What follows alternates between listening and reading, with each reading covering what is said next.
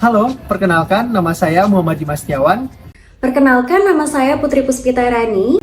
Perkenalkan, nama saya Sarifah Memolidia. Perkenalkan, saya Dewi Nur Aprilianingsih. Perkenalkan, nama saya Adriani Rumhayu Binasti. Saya Dita Leni Rafia. Saya Dita Leni Karetula. Saya Dita Leni Kresek. Saya Dita Leni Tampar. Saya Dita Leni Selang. Saya Dita Leni Handset. Perkenalkan, Budiono Siregar. Cita-cita saya kapal laut.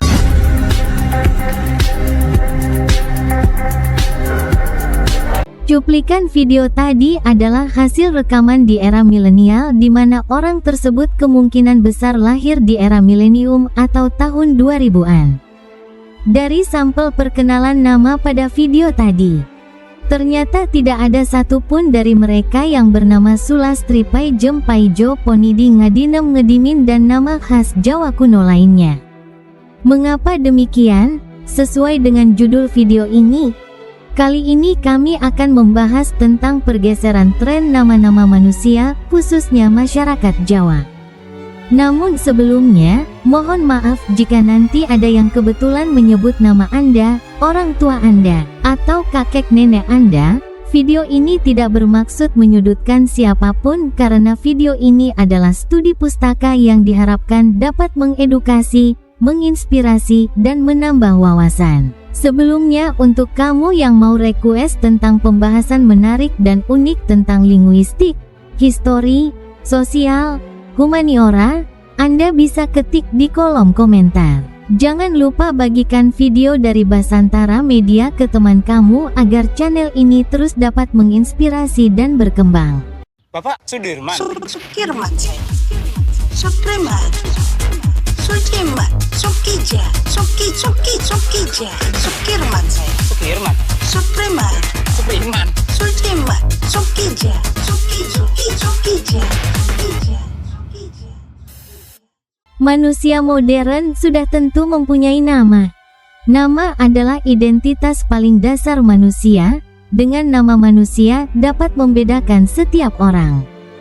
Nama berfungsi untuk mengenali dan membedakan manusia satu dengan manusia lainnya. Nama juga akan melekat kepada sosok manusianya. Ketika nama kamu disebutkan, tentu secara otomatis kamu akan merespon melalui gerakan badan kamu untuk mencari sumber suara yang memanggil nama kamu. Biasanya nama yang diberikan kepada manusia mengandung makna tertentu yang bersifat positif, optimis, harapan dan doa. Agar makna yang terkandung pada nama tersebut akan menjadi satu kesatuan dengan manusianya. Orang tua dalam memberikan nama kepada anaknya dipengaruhi oleh kondisi bahasa, sosial, budaya dan teknologi yang berkembang. Berdasarkan studi pustaka, kami membuat hipotesis bahwa penamaan masyarakat Jawa terbagi ke dalam 4 era, yaitu era Orde Lama, era Orde Baru, era Milenium dan era Milenial.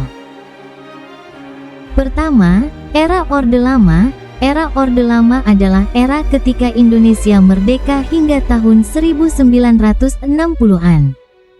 Era ini juga era yang paling lama yang nama-namanya masih dapat kita temukan pada kartu tanda penduduk hingga sekarang. Contohnya adalah Suparno, Sumarni, Suyoto, Sulastri, Sulasmi, Supangat, Sundari, Sungatmo, Sujiati, Sumiati, Sumarso, Sumarno, Sumia, Sunari, Ngatemi, Ngadiran, Ngatmo, Ngadirin, Ngadiran, Ngatirah, Ngadimin, Paijem, Paijo, Parno, Parjo, Paijan, Tukiem dan lain sebagainya. Penamaan di era Orde Lama mayoritas terdiri dari satu kata. Selain itu, biasanya menggunakan morfem khas Jawa. Bagi kamu yang belum tahu morfem, morfem adalah bagian terkecil dari satuan bahasa yang masih memiliki makna. Ciri utamanya adalah suatu satuan bahasa sudah tidak dapat dibagi lagi menjadi satuan bahasa yang lain yang lebih kecil.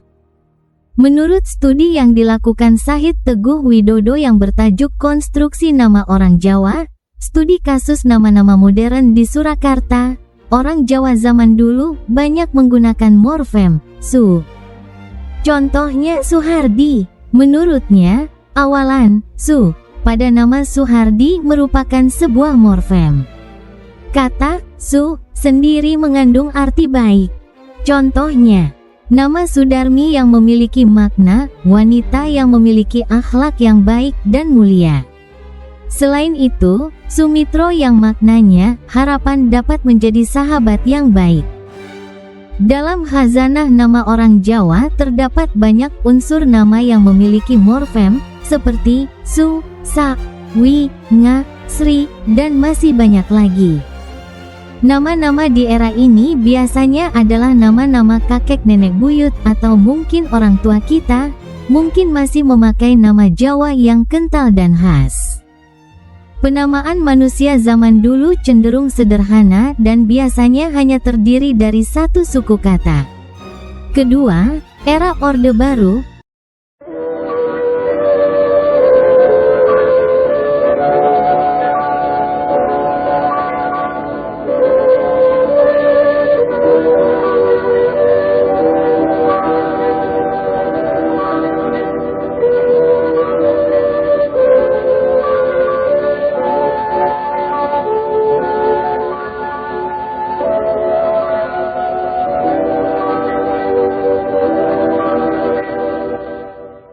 Cukup panggil saya Selamat. Sama nih, nama kotanya Iwan. Era Orde Baru adalah era antara tahun 1970-an hingga tahun 1990-an. Pada era ini mulai berkembang dengan nama-nama religius yang dikombinasikan dengan nama khas Jawa kuno. Sedangkan penggunaan morfem khas Jawa kuno pada era Orde Baru masih digunakan meskipun ada kecenderungan menurun. Adapun jumlah kata pada penamaan di era ini mulai berkembang tidak hanya satu kata. Ketiga, era milenium. Tahun 2000 kerja serba mesin, berjalan berlari menggunakan mesin, manusia tidur berkawan mesin, makan dan minum dilayani mesin.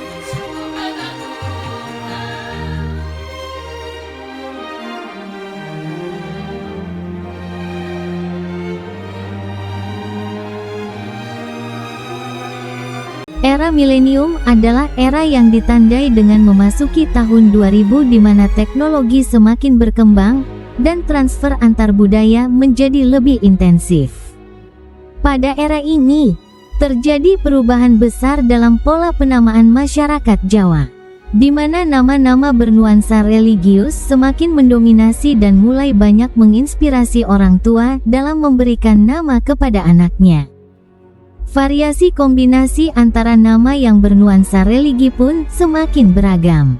Di antaranya kombinasi nama-nama bahasa Arab dan Jawa hingga berjumlah 2 kata.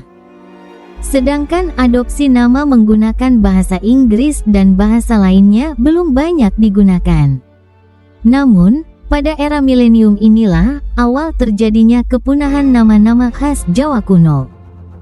Para orang tua cenderung akan menghindari pemberian nama seperti di era Orde Lama dan Orde Baru. Keempat, era milenial.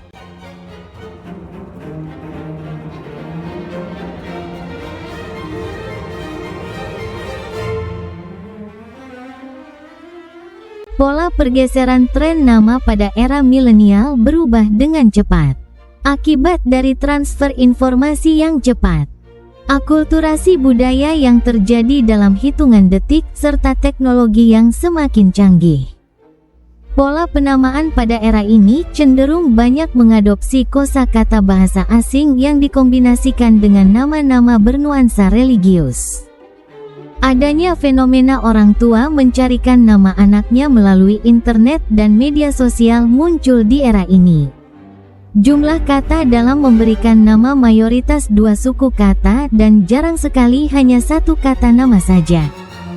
Pola penamaan di era Orde Lama dan Orde Baru sama sekali sudah tidak digunakan, yang artinya penggunaan morfem khas Jawa di era milenial bisa dikatakan sudah punah.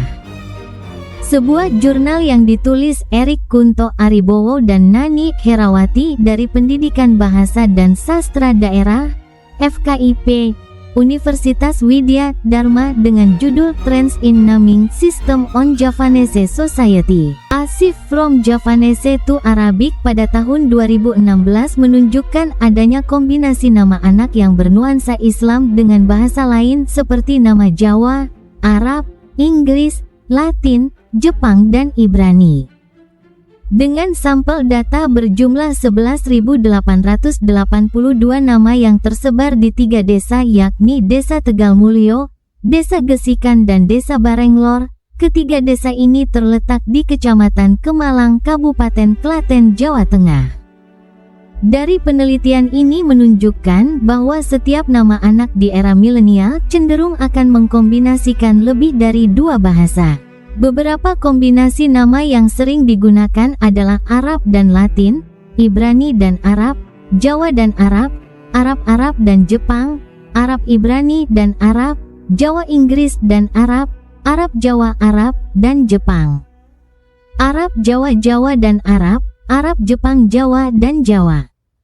Dosen ilmu linguistik dari Universitas Diponegoro, Nur Hayati, menyebutkan adanya fenomena negosiasi identitas dalam tren pemberian nama masa kini. Tujuannya adalah untuk menyembunyikan identitas kedaerahan dan menonjolkan identitas baru.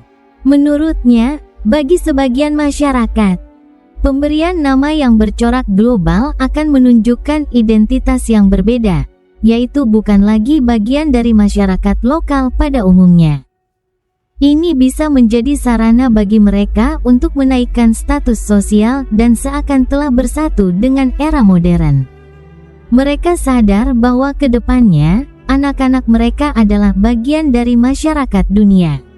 Perkembangan dari masyarakat yang masih mengakui adanya strata sosial menuju masyarakat yang egaliter berpengaruh terhadap perubahan cara pandang mereka.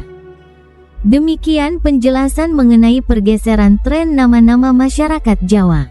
Kesimpulan akhir di video ini adalah, apapun nama manusia pastikan mempunyai makna yang baik. Jangan sampai hanya sekedar mementingkan susunan kata-kata yang estetik, namun ternyata bermakna buruk.